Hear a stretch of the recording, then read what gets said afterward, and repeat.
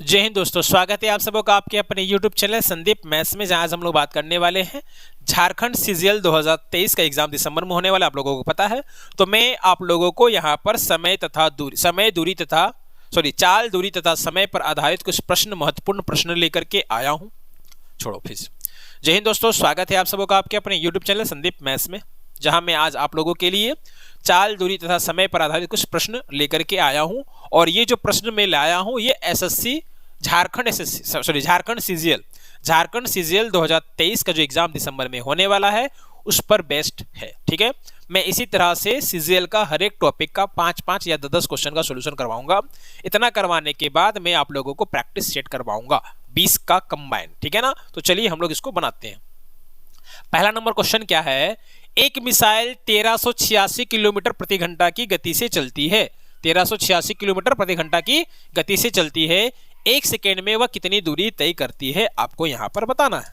तो सिंपल सा तरीका है किलोमीटर पर आवर को मीटर पर सेकेंड में बदलने का। जब भी आपको किलोमीटर पर आवर को बदलना हो मीटर पर सेकेंड में, तो आप गुना कीजिए। किससे गुना कीजिए? तो 5/18 से गुना कीजिए। इस चीज को आप लोग याद कर लीजिए। ठीक है ना, अब आप इसको सोल्व कीजिए। 18 का पहाड़ा नहीं आता है, कोई दिक्कत नहीं, आप 9 से काटिए इसको। 9 दूना का 18, ठीक है ना, इसको काटिए। 9 एकम 9, 13 में से 9 गया तो कितना बचा? 4, और यहाँ पर 8, कितना हो गया? 48। तो 9 का पहाड़ा में 5 बार में आता है 45, तो 48 में 45 गया, बचा कितना? 3, 3 और 6 36, तो 9 चौक 36 हो गया। अब 2 से इसको काट दीजिए। 2 सती 14, 2 सती 14, ठीक है ना, 7 बार में 77 बार में कट गया।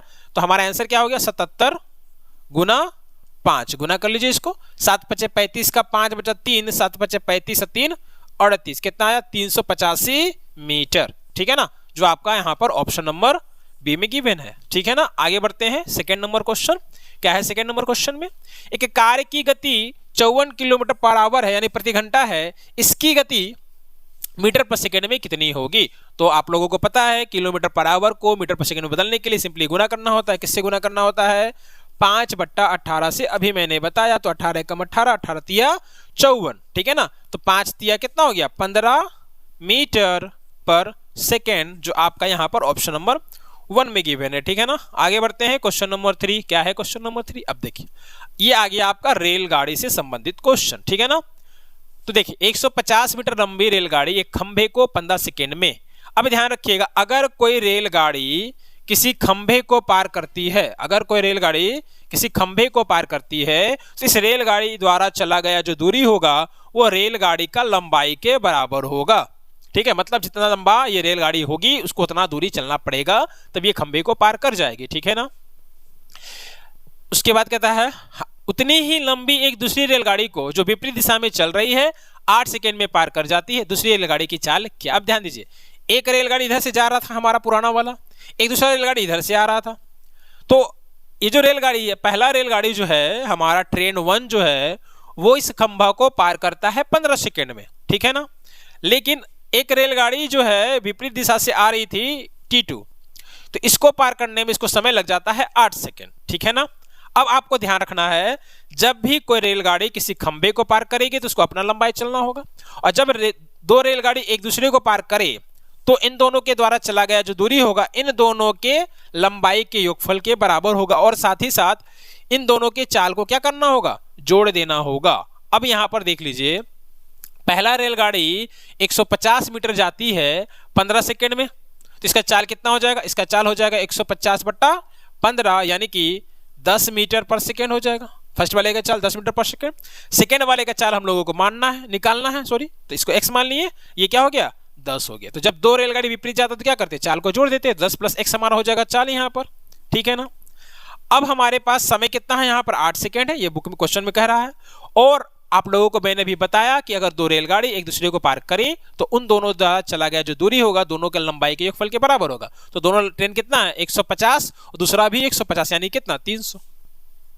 ठीक है ना, अब हमारे पास चाल है 10 + x, समय है t, और दूरी है 300। तो दूरी बराबर क्या होता है? दूरी बराबर होता है चाल गुना समय। तो दूरी है हमारा 300, ठीक है ना, और चाल है हमारा 10 + x, और समय है हमारा 8।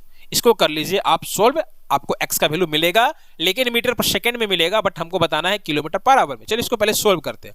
देखिए ये 4 से कट जाएगा 2 बार में, ये कटेगा 75 बार में, ठीक है ना। अब 10 को 2 से गुना कीजिएगा 20, और यहाँ पर आ गया आपका 2x। अब यहाँ से आप निकाल लीजिए, तो 75 है, 20 को इधर लाएंगे तो कितना हो जाएगा 55, ठीक है। 55 बराबर कितना 2x, तो x का वैल्यू कितना हो जाएगा 55/2 मीटर पर सेकंड होगा, ठीक है ना। बट आंसर हमारे पास क्या है, किलोमीटर पर आवर में है। तो मीटर पर सेकंड को अगर किलोमीटर पर आवर में बदलना है तो गुना कीजिएगा 18/5 से। ये चीज आप लोगों को याद रखना होगा, ठीक है ना, बिना याद रखे कोई उपाय नहीं है इसका। तो ये कटेगा, ये 2 से कटेगा 9 बार में, और ये 5 से कटेगा 11 बार में। अब 11 को गुना कीजिएगा 9 से, तो क्या 11 9 99 किलोमीटर पर आवर।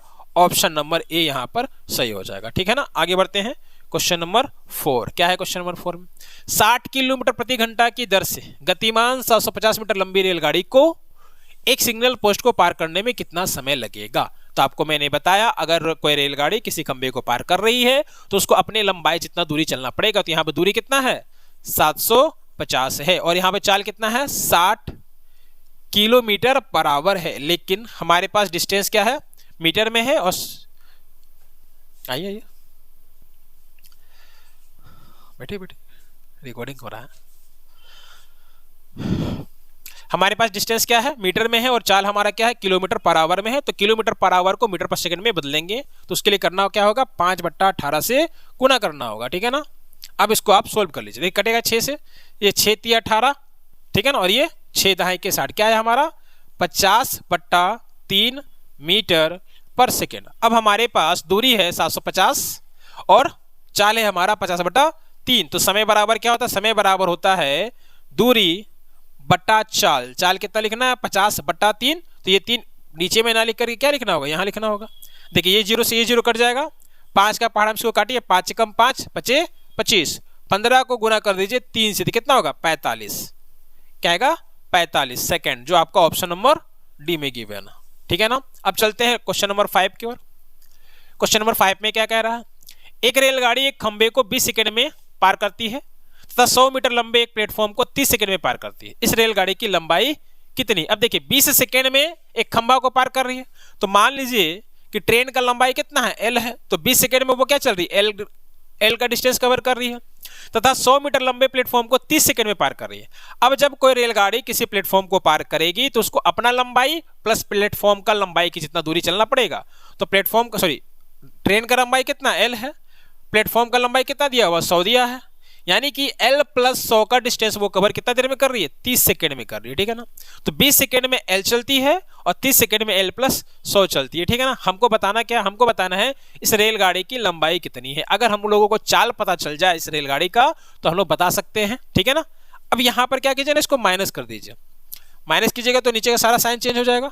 ये 20 में से 30 गया, क्या बचा -10, ये L से L हमारा कट गया और ये हमारा क्या हो गया -100, यानी कि 10 सेकेंड में कितना चल रही है 100 मीटर, ठीक है। तो ये माइनस से हमारा ये माइनस कट गया, तो 1 सेकेंड में कितना चलेगी 100/10, यानी कि 10, ठीक है। तो 10 मीटर पर सेकेंड आपका यहां पर क्या हो जा रहा है, गाड़ी का चाल हो जा रहा है। अब क्वेश्चन में कहा है कि रेलगाड़ी जो है वो 20 सेकेंड में खंबे को पार कर रही है, ठीक है। तो मैंने आप लोगों को बताया था अगर किसी खंबा को पार कर रही है तो उसको अपना लंबाई जितना दूरी चलना पड़ेगा। तो यहां पर ध्यान दीजिए, रेलगाड़ी का स्पीड है 10 मीटर पर सेकेंड और समय है हमारे पास 20 सेकेंड, ठीक है ना। तो दूरी क्या हो जाएगा हमारा 10 × 20, यानी कि 200 मीटर। यही हो जाएगा रेलगाड़ी का लंबाई, जो यहाँ पर आपका ऑप्शन नंबर डी में गिवन है। तो आज के वीडियो में इतना ही, मिलते हैं अगले वीडियो में, तब तक के लिए जय हिंद।